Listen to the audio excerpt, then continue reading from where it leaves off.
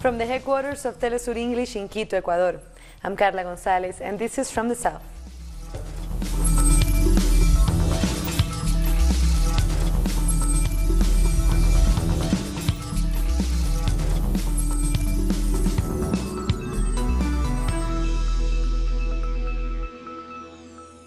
In Ecuador, relatives and friends mourn the 3 workers from the Ecuadorean newspaper El Comercio who just arrived to Quito.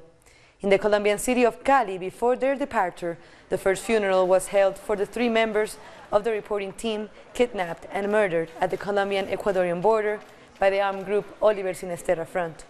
Their remains were found last week in a jungle near the border in the area of Tumaco. A 4th body was also found, whose identity has yet to be identified.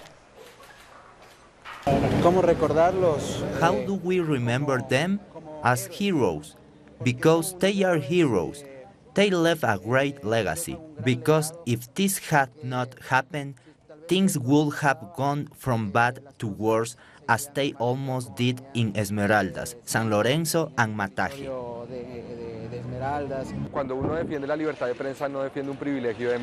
It is very important that the state can generate conditions so that journalists are safe, so that coverage in these regions does not have a death penalty, but above all, so that the citizens who live in these places can have access to the information. And those bodies are arriving to Ecuador. Denise Herrera has more from Quito.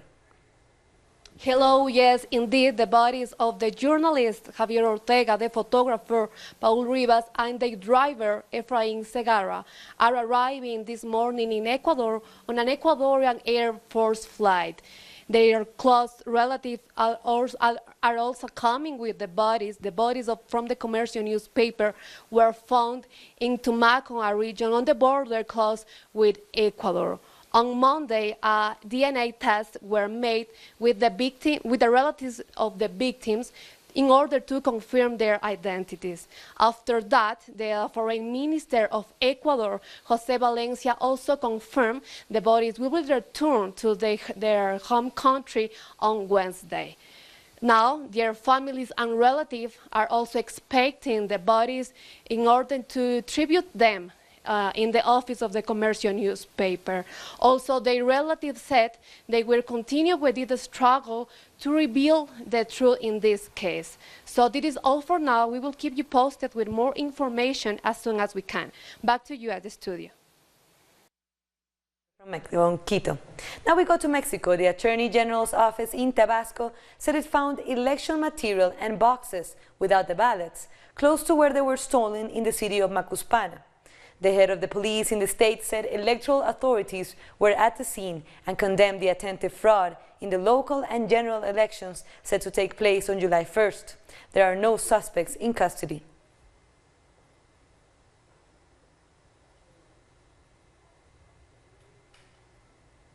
We're now joined live by Jose Luis Granados Ceja in Mexico City. He's a freelance journalist and an election observer for these elections.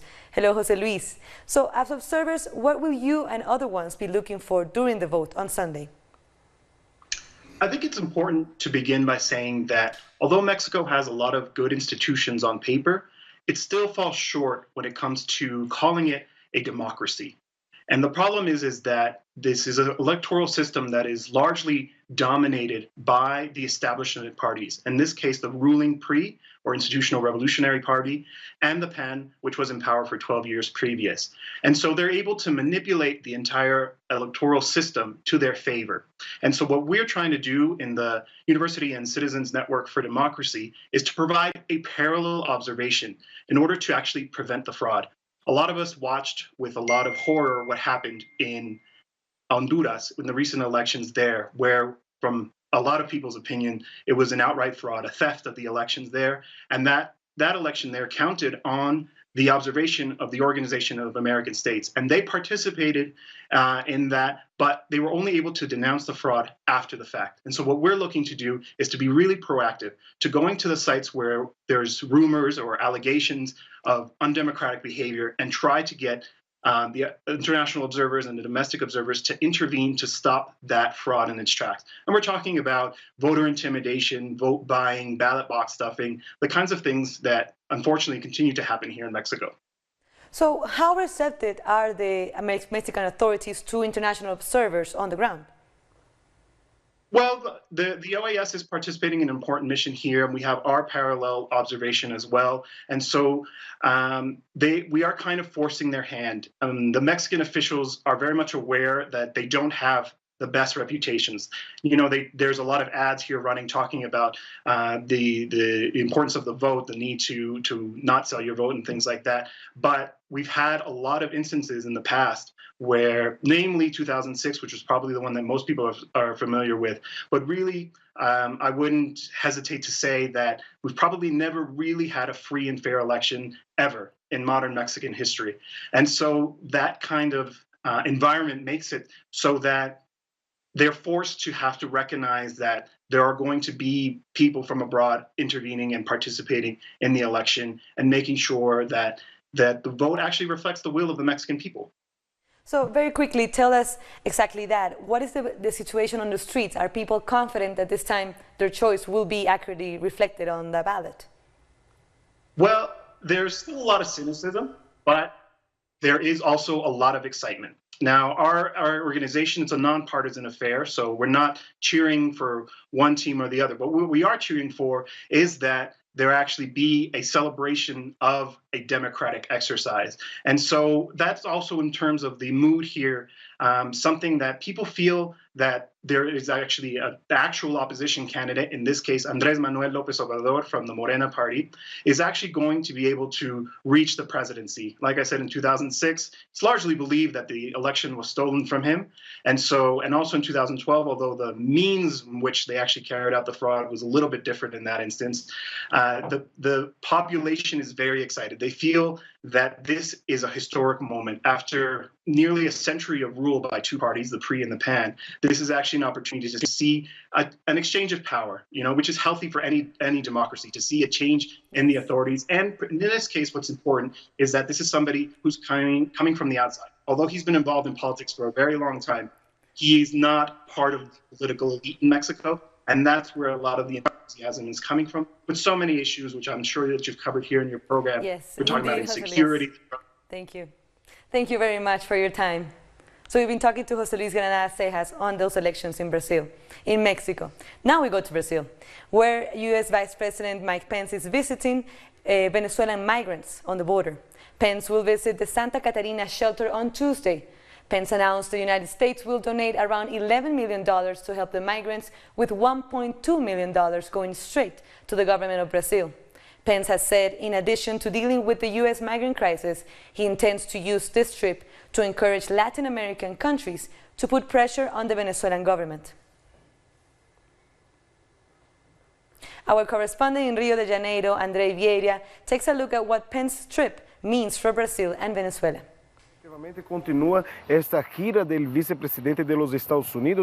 U.S. Vice President Mike Pence continues his Latin American tour. Here in Brazil, the U.S. Vice President met yesterday with Brazilian President Michel Temer in a meeting in which the main topic was once again attacking Venezuela. Pence urged the Brazilian government to take tougher measures against Venezuela, something that some believe to be ironic, since Brazil is a country that currently does not enjoy a proper democracy, as Temer took power after what some call a soft coup d'etat. The U.S. Vice President has scheduled a visit to Venezuelan migrants living in Brazil, another chance for him to say that Venezuela is not able to give prosperity to its citizens. But the truth is that when Venezuelans arrive in Brazil, what they find is a country that has paralyzed most of its public services and a country that treats them just as the United States treats immigrants. A sad reality for Venezuelan immigrants, while Pence's goal is just to keep attacking Venezuela. Besides Venezuela, the U.S. Vice President also supported the privatization path that the Brazilian government is following on oil to open the doors for transnational companies to take profit of the Brazilian oil that could be used for health and education budget if it remained under the state's control. That was André Vieira from Rio. Now we go to our correspondent Mia Alberti with more on that first day of Pence in Brazil. U.S. Vice President Mike Pence touches down in Brazil. His arrival this Tuesday morning marks the first stop of a Latin America tour focused on business, immigration, as well as Venezuela. In fact, Shortly after his arrival, Pence sent a message to any migrants trying to enter the United States: if you're illegal, don't come.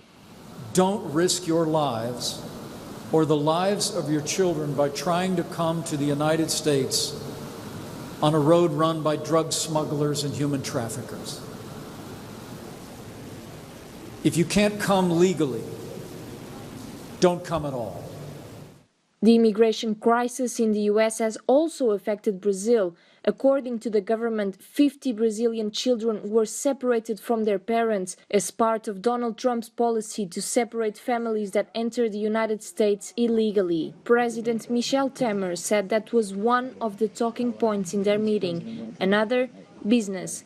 The two countries are meaning to increase their cooperation on space exploration and the steel and defense industries. We're going to bring the Brazilian Space Agency and NASA together. We're going to progress in technology. We will deepen our mutual efforts for the technological development and prosperity of our people. We also talked about reforms to bring growth to Brazil. And after telling this to the Vice President, I noted the moment is right for American investors. The issue of Venezuela was also on the agenda. Brazil is hosting more than 4,000 Venezuelan migrants in the northern state of Roraima. The United States has imposed heavy sanctions on the Caracas administration, and it's seeking regional support for further pressure. Both Temer and Pence said they hope democracy and normality could be restored. Venezuela's collapse is creating a humanitarian crisis, leading to widespread deprivation, the denial of basic services, and starvation. And it's spurred the largest cross-border mass exodus in the history of our hemisphere. On Wednesday, the U.S. Vice President will be visiting the Amazon region of Manaus, where those Venezuelan migrants are being housed, before he travels on to Ecuador. Mi Alberti, Telesur, São Paulo. We'll take a short break now, but join us again after this video from our multimedia team.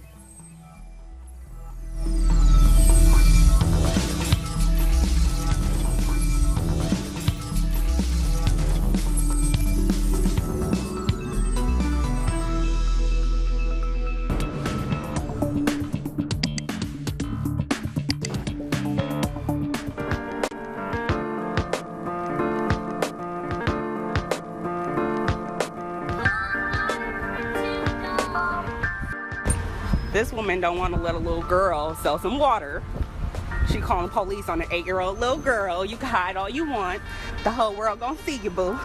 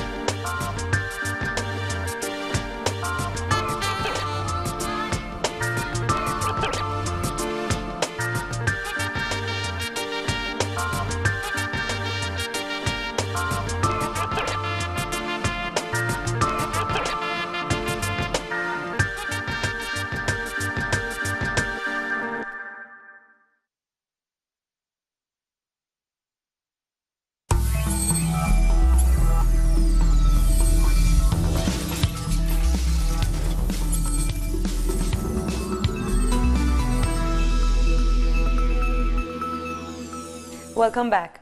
Residents in the Guatemalan municipality of Chisec Alta Verapaz protested against new energy cuts.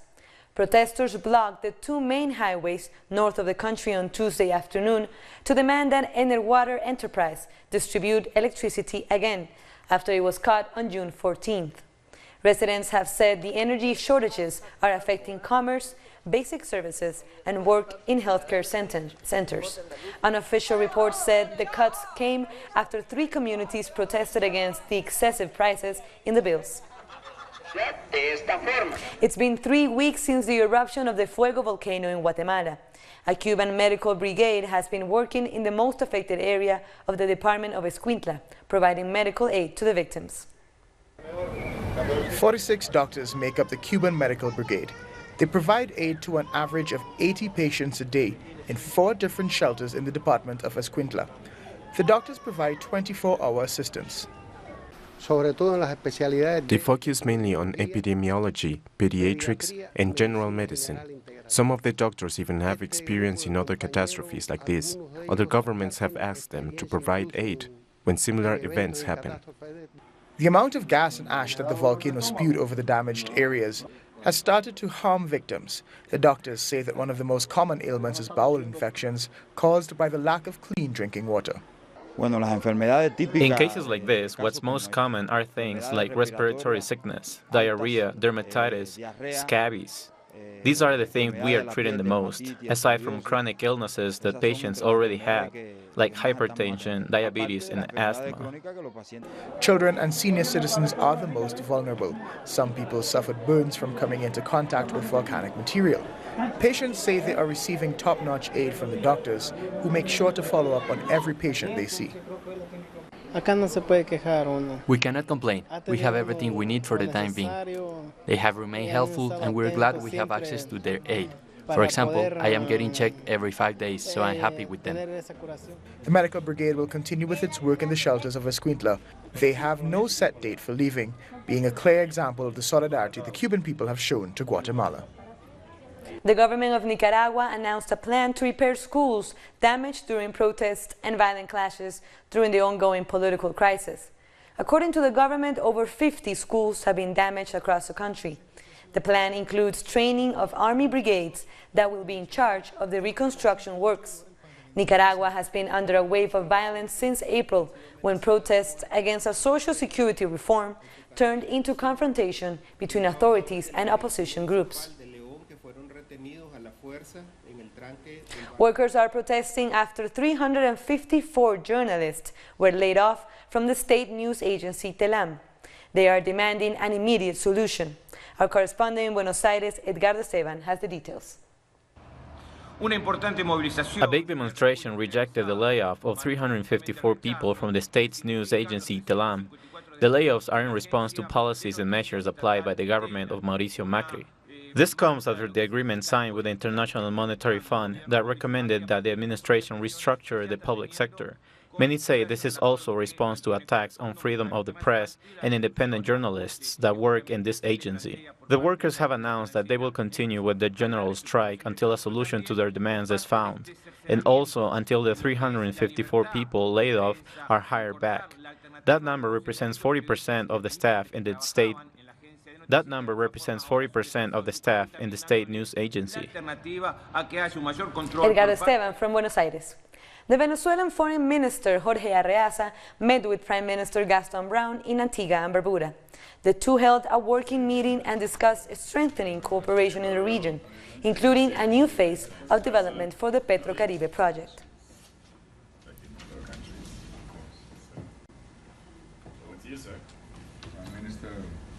A family physician from Antigua and Barbuda, Dr. Sir Prince Ramsay, has been honored by the United Nations for his pivotal role in HIV and AIDS awareness campaigns. Dr. Ramsay was the most prominent figure in combating HIV epidemic in the 1980s, not only in his country but throughout the Caribbean. He was the first physician in the region to promote services to prevent mother-to-child transmission of the virus. The UN praised his contribution towards reproductive health and rights of the patients. In St. Kitts and Nevis, the government is considering financial incentives for members of their diaspora to return and invest in the country. St. Kitts is holding a 3-day diaspora conference under the theme Building Partnerships Towards Sustainable Development. Deputy Prime Minister Sean Richards said citizens will be eligible for tax breaks or duty-free concessions on real estate development and agriculture.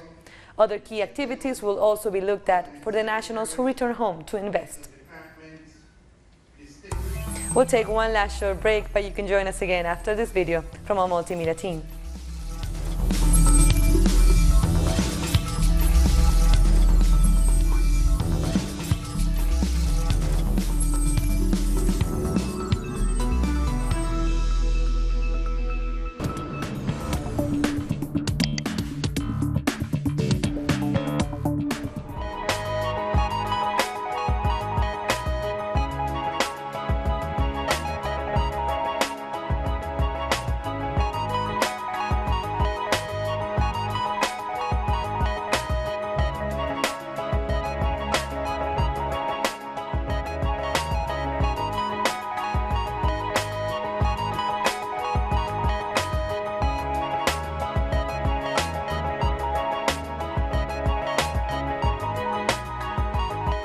أنا شاركت في مسيرة العودة الكبرى. كانت وقفة تضامنية سلمية.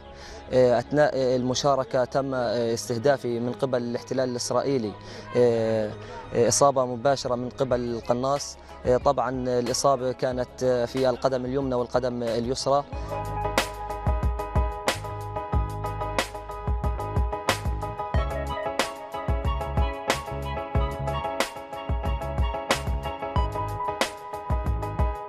ورسالتي للناس المجتمعين في روسيا في كأس العالم انهم ينظروا للقضية الفلسطينية انها قضية عادلة، ويجب ان ينظروا الينا بعين الرحمة كشعب يستحق الحياة، كشعب به جرحى ومنكوبين وفقراء وذوي إعاقة، كلهم لديهم حقوق، كلهم لهم حقوق.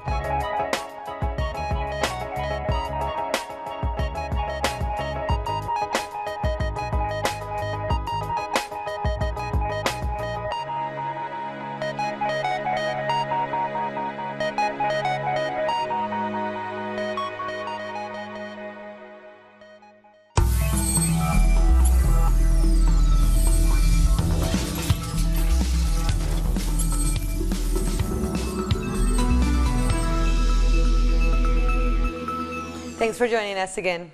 In a blow to organized labor unions in the U.S., the Supreme Court on Wednesday ruled that non-union members cannot be forced to pay the so-called agency fee. This means that in 24 states, an estimated 5 million state and local government workers, such as police and teachers, will be exempted from the trade union fee. A 1977 Supreme Court order had allowed to collect agency fees from non-members to fund non-political activities like collective bargaining, although the federal employees and private sector workers were not paying any fees. In the United Kingdom, the Queen's Young Leaders Program, now in its 4th and final year, celebrates the achievements of exciting young change makers from across the Commonwealth. Young people were honored from across 38 countries throughout the Commonwealth, including Caribbean countries like St. Vincent and the Grenadines and Trinidad and Tobago.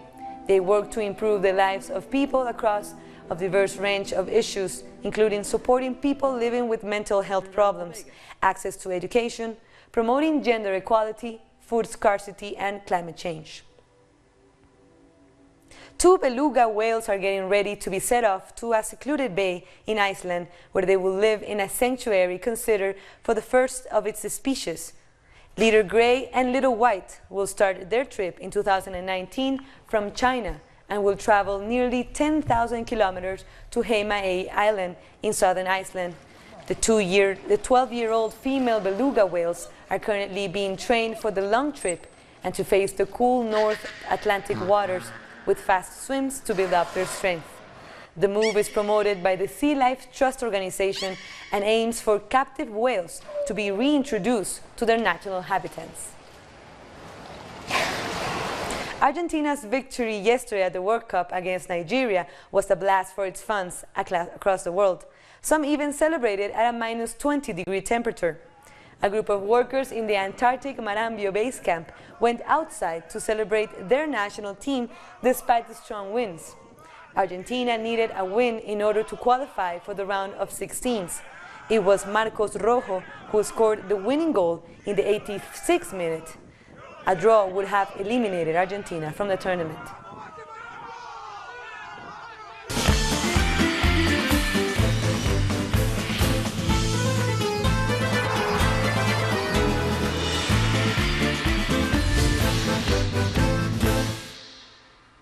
Let's take a look at today's games at the Russia World Cup. Sweden won 3-0 against Mexico. Both teams have moved to the round of 16. At the last minute of the game, South Korea scored 2 goals to win 2-0 against Germany. Both teams have been eliminated. Later today, Brazil will face Serbia and Costa Rica is set to face Switzerland. And before we end our show, remember you can watch our special World Cup program with Argentina football star Diego Maradona. De la mano del 10, the World Cup according to Maradona, will air only on Telesur every night during the tournament in Russia. These are the times to watch it, so don't miss out.